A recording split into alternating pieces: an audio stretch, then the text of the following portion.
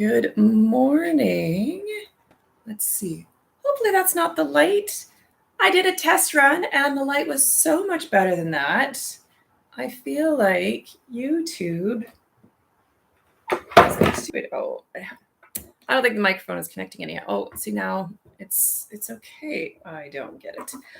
Good morning. How are you? I hope you are doing fine.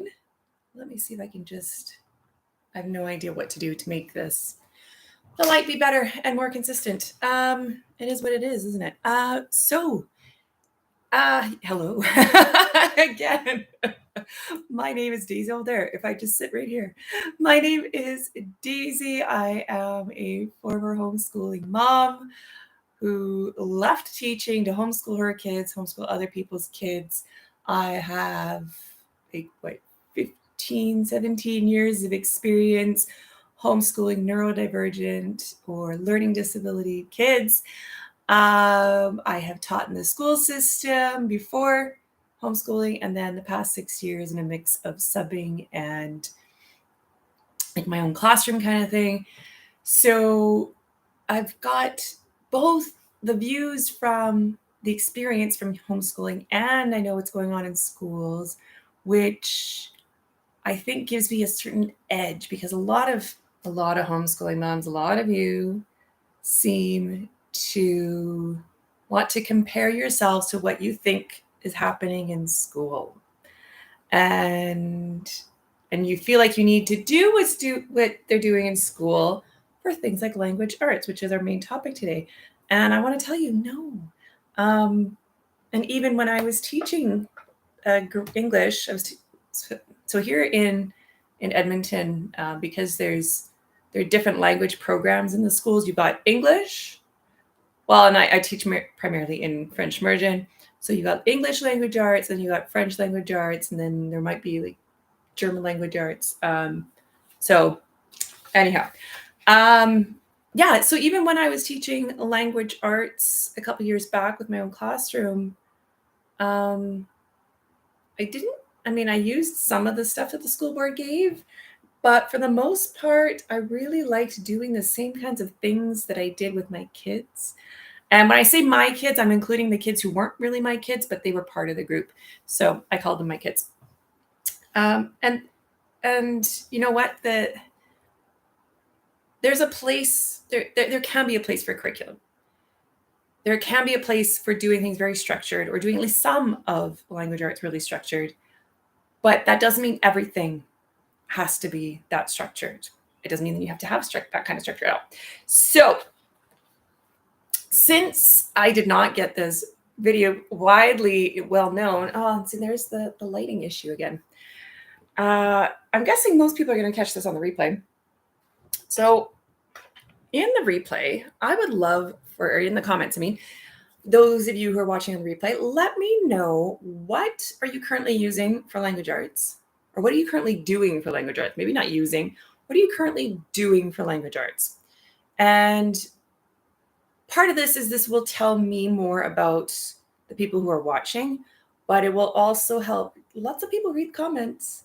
So it'll also help the people who are watching to see the wide range of things that people are doing often. Although maybe this video is so targeted at those who are trying to find something outside of what they're normally doing. Maybe you're mostly curriculum or resource users. So what was it? So yeah, tell me about what you're doing for language arts. Tell me how you're feeling about language arts. I've seen a lot of people over the years focus almost exclusively on language arts and math. And honestly, I feel it's a mistake. I did not want to do language arts as the first one, but at the same time, as like one of the first videos for the summer series, but at the same time, I realized that it's probably the best one to get you guys out of the focus on structured and giving lessons and things that look like work time. This was the most popular topic. So I had done a poll in one of my groups about which topics interest you the most for summer series. And this one was the one that got the most votes. So non-schooly or fun ways to do language arts. What else did I want to ask you? I guess that's it. So language arts, just a little note that I do believe I have ADHD. So my thoughts may be kind of all over the place. Even though I prepared myself, my thoughts are going to be coming up with new things all the time. And I've got allergies going on and trying to keep that clear. I have no idea why the lighting keeps changing like that. I'm so sorry. Oh, and then I just knocked my water glass. All right, maybe if I move more to the side and I have my overhead light. I don't know. There's a whole big experiment. And you know what? That's kind of what homeschooling is. And doing all these different subjects, it's being willing to treat it like a bit of a science experiment. Okay, that seems like it's worse. You won't know for sure things before you try them. Like, that's just the reality. You won't know before you try. So let go of the fear. I know. Well, maybe not let go of the fear. Do it anyways. You feel fear about trying something, so you don't do it anyways. But it might not work. Well, you won't know for sure until you do it. I love that quote by Edison. And it depends. Nobody seems to know for sure what the original quote was.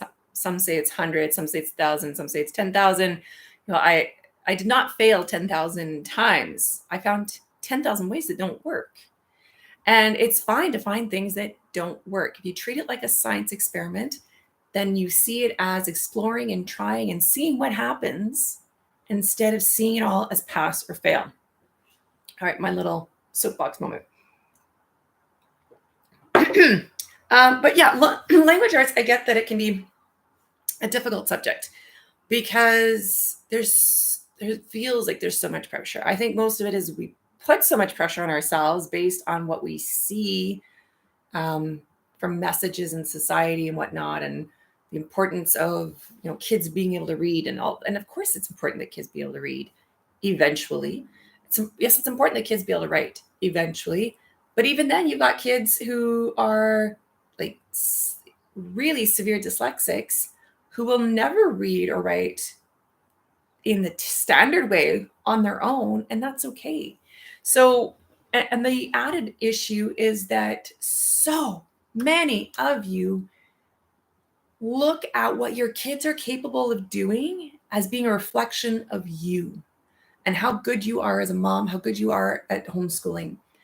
And it's as though you think that, it's not as though, I know this, that too many of you think that if you were just to do things right, that your kids with learning difficulties would catch up, right?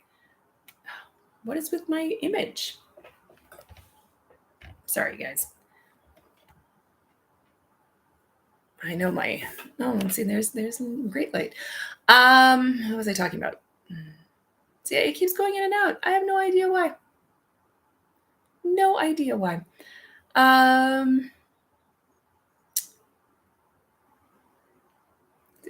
Judging yourself based on what your kids are capable of. I'm going to try moving this back just a little further here. All right. So I know this is not supposed to be the topic, but this is what I'm going to bring up. And part of that is to, you know what? I think you do need to understand that not everything in your child's progress has to do with you. I'm still going to try to get better lighting here. I'm going to go like this. You need to see my popcorn machine. And a Kleenex box is not the greatest view ever. All right. So, I don't know. There was somewhere I was going with that. I don't entirely know. It wasn't going to end with just the judging yourselves. Just know that I get that language arts can be tough. I had one of those kids. Okay, so of my two kids, one started reading at age 3 by watching me tutor a grade 1 boy who turned out later to be dyslexic. So he was not picking it up. she did because she was ready. And so by the time she was 6, she was reading, like, she was able to read like the grade 2, 3 level books, but they were a little too long for her attention span. Um, but like her reading level was that high. Then her brother, whole other story, uh, did some of like the Montessori different activities in his preschool years. He wasn't too interested because his cousin was there and he wanted to spend all of his time playing with his cousin who's the same age. When he was grade 1 and registered, we have to register here in Alberta, or we had to register here in Alberta at that point. I decided, okay, we're going to use the same program that my daughter started learning from. And he would comply. He could do the activities, no problem, but he wasn't retaining things from one day to the next.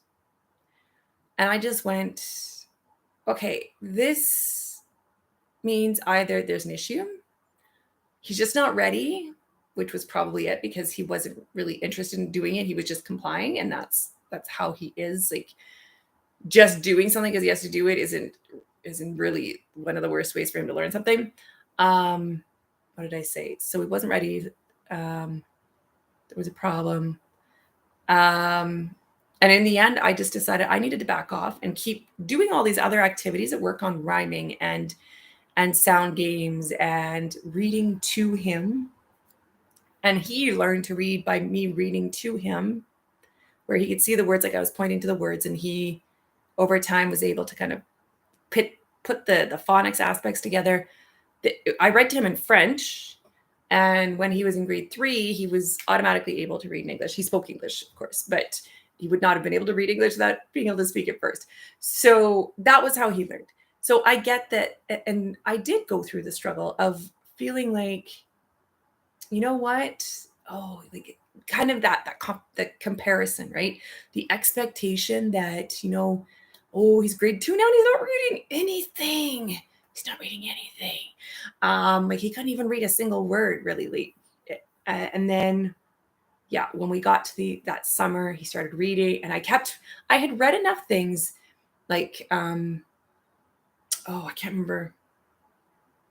Last name is Moore, and they have a book called Better Late Than Early. And there's a lot of like reference to studies done in there where it showed that boys in particular tend to learn to read later. And the more pressure you put on them earlier on, the more likely they are to learn they're not able, which affects them when they are actually ready to do it. They learn bad strategies, which I had seen with one of the kids that I homeschooled from another family. Picked up, I had to undo really bad strategies that this kid had picked up in school. And so I let it go. And within like a year, he was reading above grade level compared to like what are like the grade level. I don't like using that comparison, grade level, but because it makes it sound like that's the level they shall be at. But if he had been in school, that would have been the expectation at grade level. So just to say that, I know it's a long way of saying it, that I do get that it's tough. I mean, my son didn't even write a paragraph until he was in grade 12. And whether you're succeeding or not, again, doesn't have to do with if your kids are at a certain level or not. Okay? Don't make it about you. Don't make it about you. Focus on who your child is, what they can do, what they enjoy, which is what we're going to get into finally today. I'm going to have to put some time thingies on here so that people can skip this whole long intro if they want to on the replay. All right. So first thing, okay, so part of this has come out of, so I didn't really use curriculum. I used little bits here and there where they were useful or just to try out to see what would happen. Again, it's a big science experiment. But when I did my teacher training, my Bachelor of Education, for and I'll be honest here, most of the courses on how to teach something were completely useless, almost entirely useless. I can't believe that I had to spend that much money and time for something that just like, why? But language arts was awesome. And it was because this professor was big proponent of let go of the idea that you need like what we would call curriculum in the homeschooling community. You don't need that. You need them to read, you need them to write. And I mean, today we would say that because language arts is more than just reading and writing, it's reading, writing, viewing, speaking, listening. But these are all things you can do without a specific curriculum. These are all things people who have been reading and writing for centuries upon centuries did without a specific curriculum. All right. Kids who learned, I think I love to compare to Jane Austen. Yes, she did go to school for a bit, but they were all things that she could have learned at home just with her father. Like her father had a huge library and she had access to books. So you don't need some fancy curriculum. It can be a good tool. A curriculum is a tool, not a requirement. And think of it that way. If you need a tool, find a good tool for what you specifically need. Don't just feel like you need a curriculum. All right. So let's get to some ideas. All right. What do I have here? Just really quickly, some notes. I have a little know about Jane Austen. So one of the things about Jane Austen, and I'm bringing her up, and it's going to be like, why are you bringing this up? Okay, so Jane Austen is a very recognized writer. Did she learn how to write in school? Like, did she learn how to write paragraphs and sentences and stories? No. I don't know how old she was when she stopped going to school. Like her father felt like it was just a waste of money because they had to, like, you had to pay to send your kids to school at that point. And she was sent away to boarding school with her sister and some girl who was like a ward of the family or something. And they learned basics of reading. They probably learned like spelling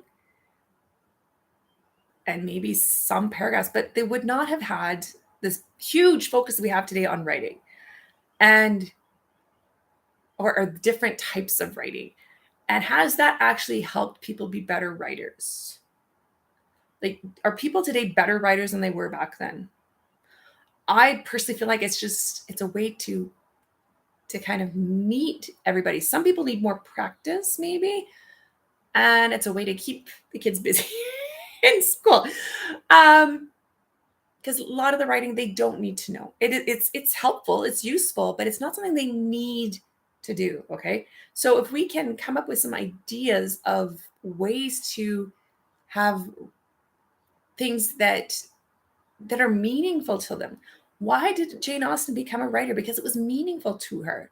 She probably read tons of fiction from her dad's library and had these ideas that she wanted to get out, right? It was meaningful to her. If she had been told that she had to write stories, would they have been as good as they are? No. So meaningful activities make a difference. And that's one of the ways you can have it to make it non-schooly and fun. So things like imaginative play. One thing we always had like a lot of little notebooks. We have them, the kids, I don't remember if they just naturally had this little thing about getting notebooks every time we went to like a dollar store or something, or if because I liked notebooks, they picked up on that and they got notebooks too. But those little notebooks became a part of their imaginative play. They would take notes. They would be spies.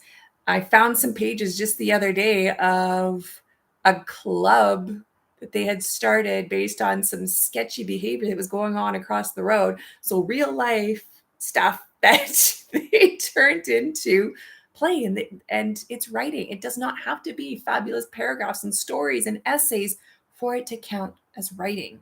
All right. So get some little notebooks available, or like even kind of maybe introduce the idea. It's like, oh, it sounds like you have a club here. Here's a little notebook if you need to keep notes or write down the rules or things like that. Sorry, I'm sitting like on the edge of a sofa. This is the most comfortable thing. I'm gonna have to figure out this lighting issue. Shopping lists. Now, don't be making them write your shopping list. But things like if they want something, you're like, yeah, we can get that. Can you go write that on the shopping list? All right. Instead of you always doing it, it's meaningful to them. They want that thing. They want to go write it.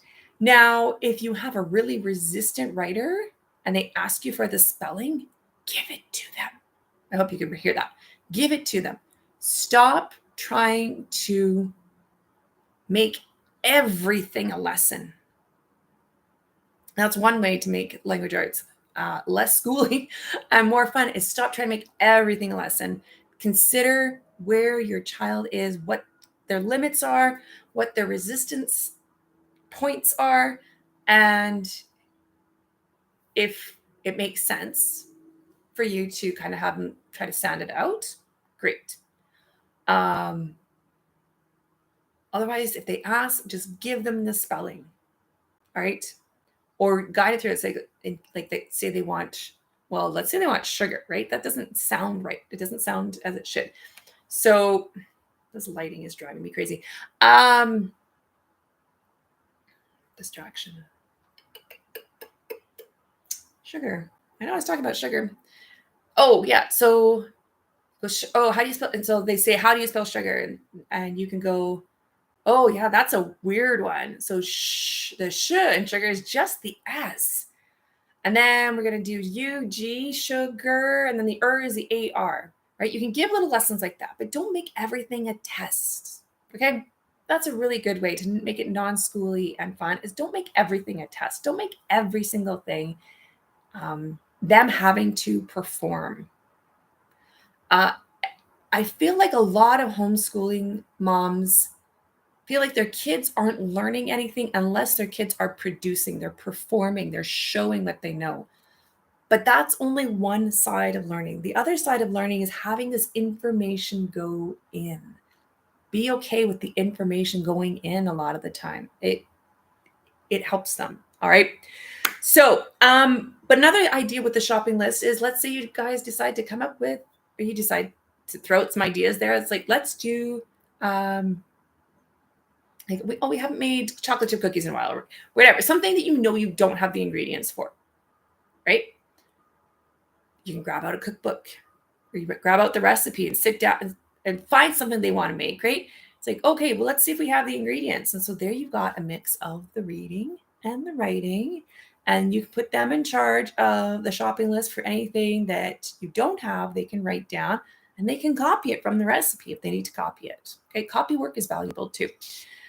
Pen pals are a great way to have meaningful reading and writing.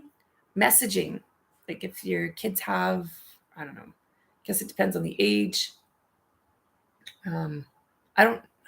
So many young kids have phones now. I don't know what, my kids didn't have phones at that age. So I don't know what young kids use for messaging, but that is a way to encourage the reading and writing, the spelling, the grammar, all of that, right?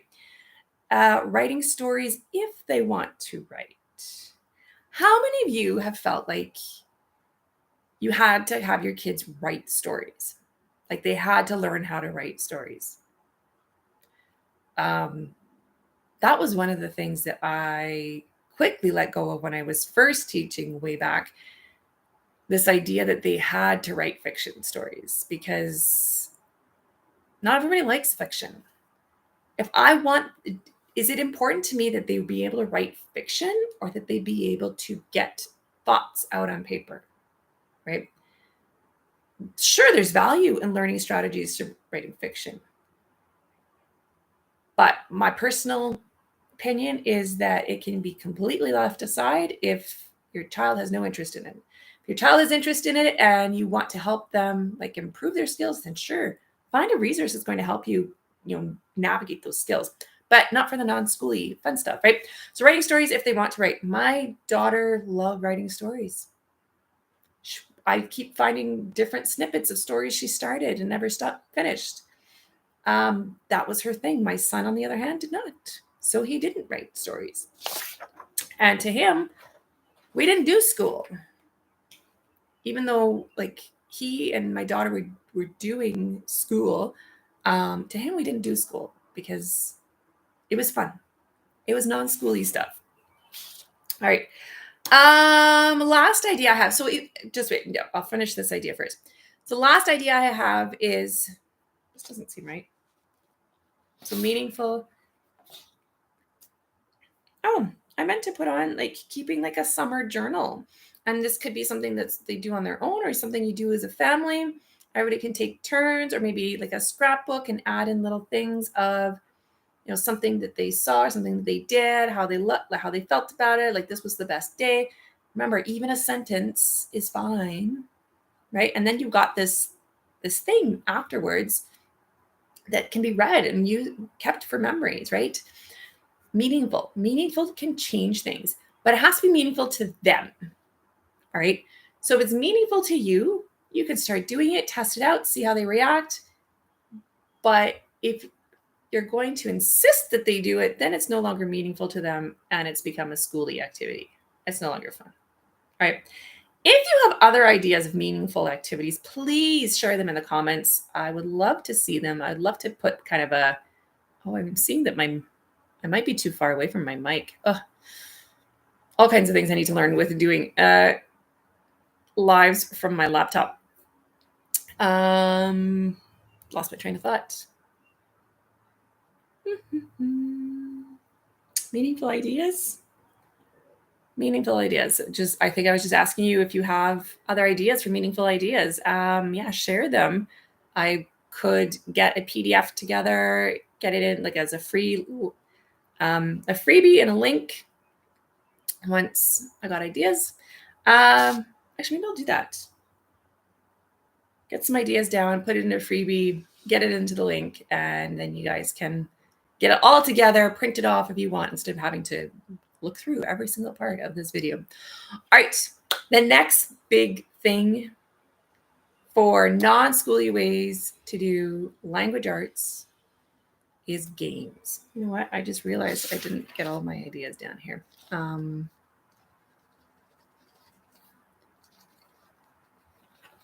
Okay. Games are incredibly powerful for learning. Some people are still stuck in kind of the old school thinking that for some reason, the old school thinking was if you were having fun, you must not be learning much, right? You're not taking it seriously. And to learn as much as you can, you got to be taking it seriously, right? But that's not actually the case. When we're having fun with something, that produces more dopamine and some other things in our brain, and it actually helps things get into our long-term memory better. So it's games, of course, you got to have games that your kids find fun, but games are a fun way to practice all kinds of skills. Every single classroom I've been in, almost every kid loves doing hangman. It's a spelling activity and partially reading, right? Because they have to they're reading what the letters that are there and trying to think of words that fit that, right? It's a fantastic game. And they can learn little things about spelling as like they're not just breaking down the sounds. You can teach them little lessons as you go, right? I just had a little extra note here of just back to this idea of the fun. We tend to dismiss fun as being unimportant or unhelpful.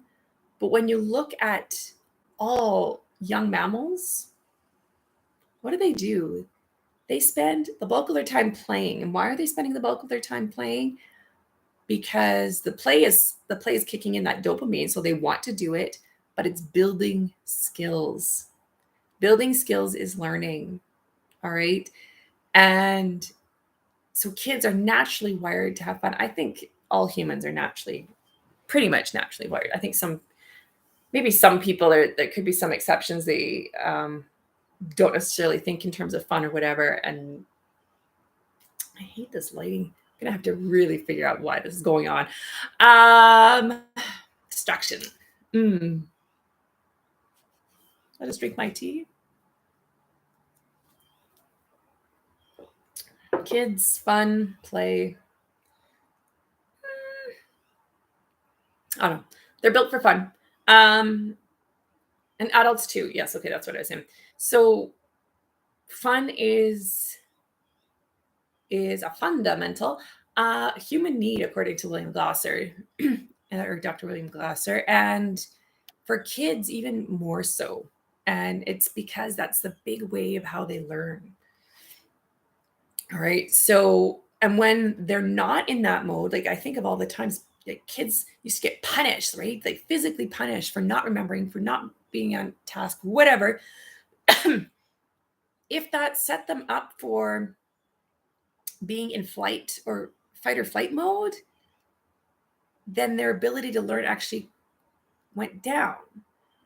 So, and it's the same thing. Like if you give them activities that they don't feel capable of, they feel stressed about, you see them shut down, that is fight or flight kicking in, and they're not going to learn. It doesn't matter. Like, it doesn't matter how many punishments you put into place, whatever, they've shut down. They're not in a learning mode stage right then and there. Okay.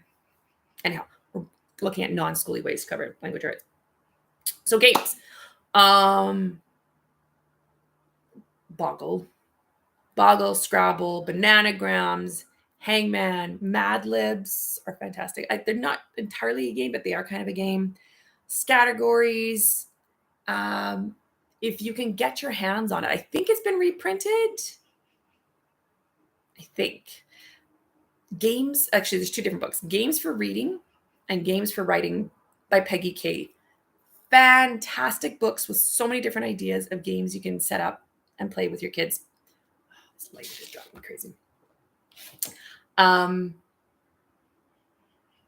it just makes it fun, right? Other non-schooly ways to cover language arts. Actually, no. So if you have other games you know of or can think of, please put them in the comments. I will add them to the list. Of course, there will be a time limit to how long I will be looking at comments to make a PDF, but I suppose I could always update it now and then. So share any other games you can think of that are reading, writing, grammar, spelling, just describing, speaking, apples to apples. There's a good one. Good thinking. Again, people don't think of that as language arts, but it's totally language arts, because language arts is expressing yourself too, right? It's being able to come up with words to describe. So yeah, apples to apples is another great one. Is it Balderdash? I don't know. There's some other great games. If you can think of more games, put them in. That would be great. One game that I can't remember if it's from Peggy K's book or we're just somewhere else. One fun thing you can do is come up with stories together. Maybe every person's taking a turn with what the next part is going to be. And you can even do this as like a secret thing where everybody starts with a paper and they start off their story. And after, I don't know, maybe 2 minutes or whatever, you get to decide if it's going to be how many lines or if it's going to be a certain amount of time. You shift the papers over. So one way is the people can see what was written before, like the whole thing, and then can decide. So you have to keep kind of upping the time so they can have time to read and then write what they're going to add on. Another way is they can only see the line right above. So you have to fold the paper over so they can only see one line, and the next person continues from what they can see. It creates some hilarious stories. Okay. Of course, there are kids there. You might have someone in there who's just like going to, I'm thinking of boys and their need to put like gross things, bathroom humor. And it is what it is. You can set some rules then for other ones. If the first few, if that's all it is, and go, okay. But remember, this is their way of having fun. And yes, it's the same words that they're practicing, but they're also reading other people's words. So you decide what the limits are for that.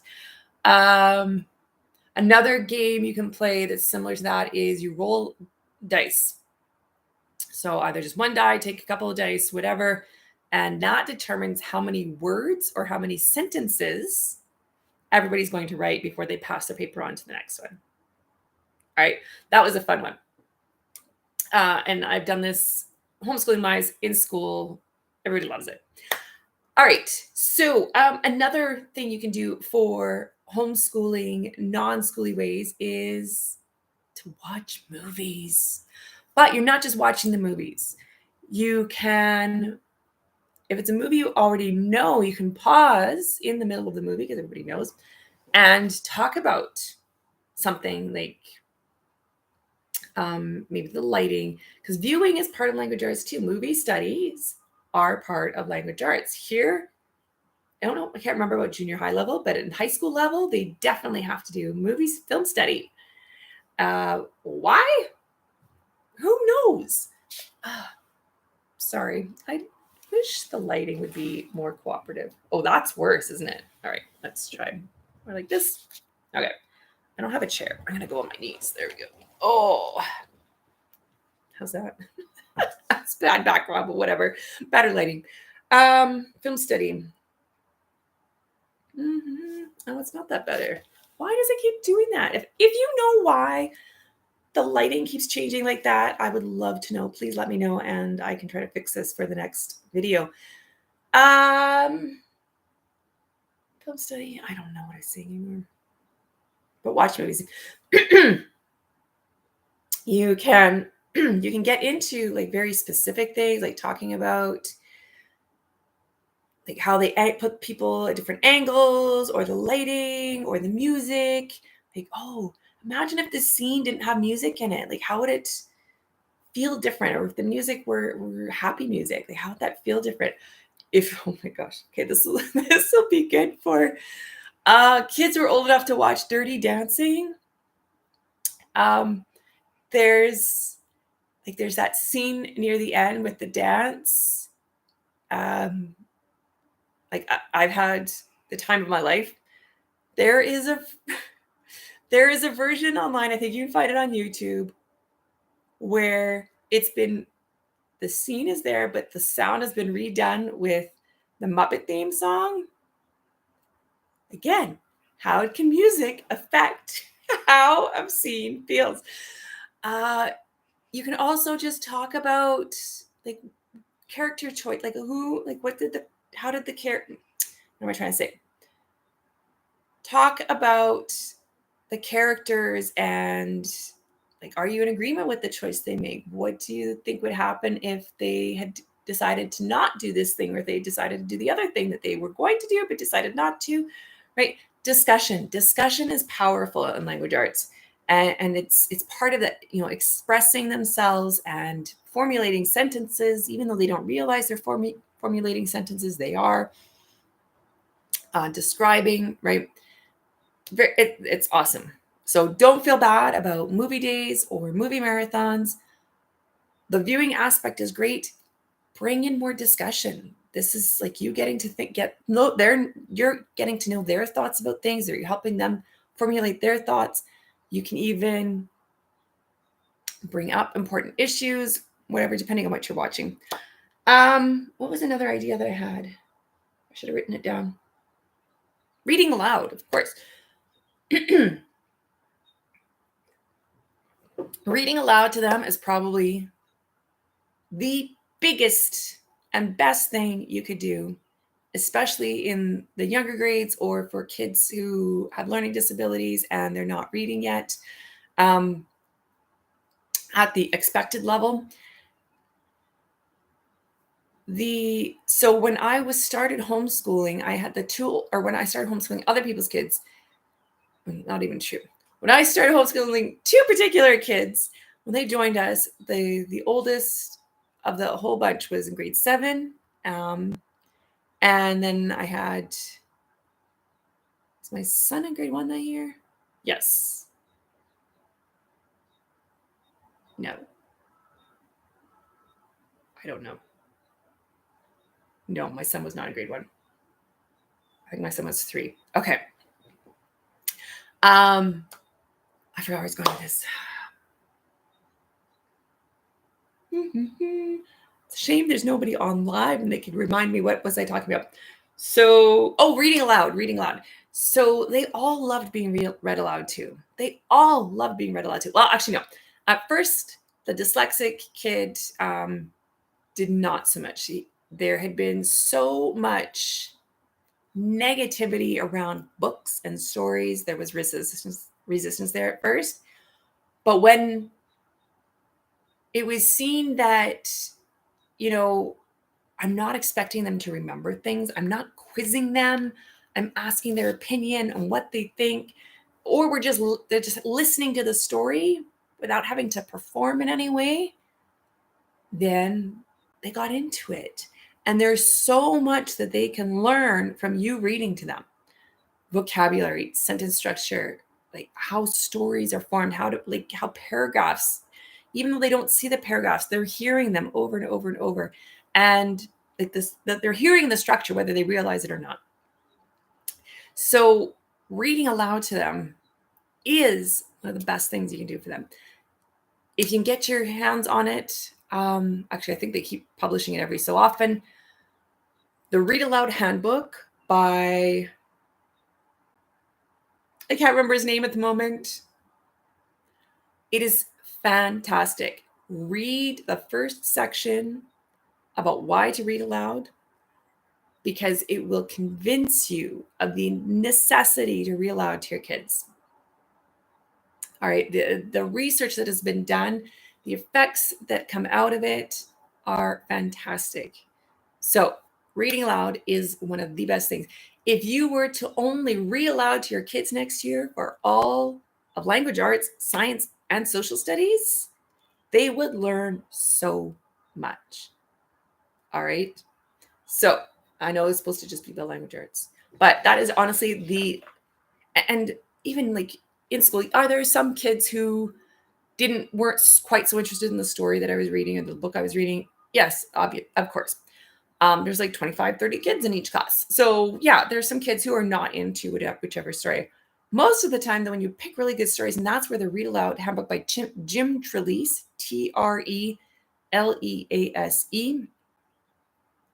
comes in handy, because it's recommendation. Like it's the why read aloud, and then it's a whole section of recommendations organized into different types of books, age levels, age level, even in terms of reading it themselves versus listening to it. Like, it's a fantastic book. It's a fantastic book. And also make use of like your librarians for finding books. Okay. They've got access to all kinds of databases that can help you find great books. Have audiobooks.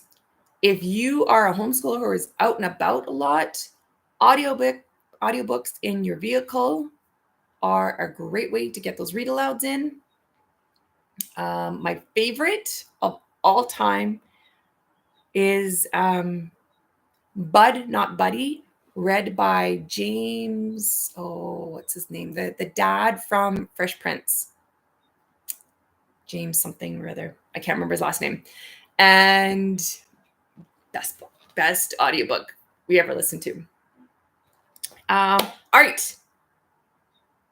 Those are just some ideas. Right? Those are just some ideas. And I know that throwing these all out at you, you know what? I've got some other ideas as I'm thinking of it now. Let your kids create blogs. Let your kids create YouTube channels where they have to write out what they're going to say ahead of time, because honestly, there's like, if I had not written this all out, it would have been even more scattered, right? Things that inspire them, that they gravitate towards. Think of how can reading and writing be a natural component of that activity, right? And I will also say model it. Be somebody who writes in front of them. Be somebody who, like, maybe you're doing a journal in the morning when they're playing nearby. What are you writing, Mama? Oh, this is just my journal. I just write down some memories, things I'm thinking about. maybe get them their own little book. Say, hey, if you want one, if you want your own, here you go. When kids have choice, it can make a huge difference in what they choose, when what they are enjoying to do. All right. Okay, so I know that this is like a lot just being thrown at you, and throwing it at you once and having you remember it and following up on it all year is not necessarily going to happen. So I do want to let you know about a membership that I'm working on, and it's going to open for the fall, and it will include things like giving you ideas and prompting you to, follow up on things. Also checking in with you. What have you done this week? What have you done that's been schooly? What have you done that's been non-schooly? For right now, I do have a couple of free groups that I think I've mentioned in the description. You can find those on Facebook, and I do some of that kind of stuff in those groups.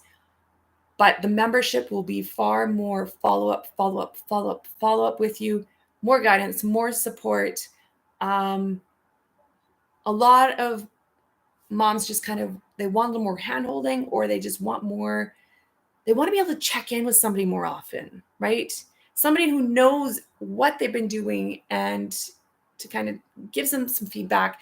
And that's what I'm hoping to do with this membership in the fall, as well as we're working on planning and how to teach different subjects, activities like this, but also like what to do when, your kids aren't spelling well, and when is it time to worry about, they're reading and they're not reading, things like that. All right. That's just kind of a little brief blurb. Stay tuned for that. If, of course, you're watching this on a replay, do check the description. If you're watching this on a replay, like after August 2023, then check the description, because there may be a link there for the membership where you can check more information out about that.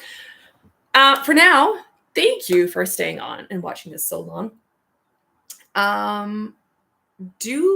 Let me know other non-schooly ideas you have for language arts in the comments. Any questions you have too, because I know somebody's going to ask, like, well, how are they going to learn to do blah? So feel free to ask me those questions in the comments. Okay. I love answering questions. If I could get paid to just answer questions all day, that's what I would do. It doesn't quite work that way. So thank you so much for watching this, and anything that you have shared. And I will catch you next time, next week. Actually, haven't picked the topic for next week yet. Next week, I will be on Thursday, but it'll be in the afternoon because I am unavailable in the morning. I don't have it scheduled yet because I don't know the topic yet. I have to go back and check the poll in the Bliss-Filled group. Again, the name of the group, it won't let me provide links because the channel's too new yet. So if you look up the name Bliss-Filled Homeschooling in Facebook, you will find the group there. And you can vote on the topics that interest you the most. All right, great. Thank you so much, guys. And I'll catch you next time if I can get this to turn on.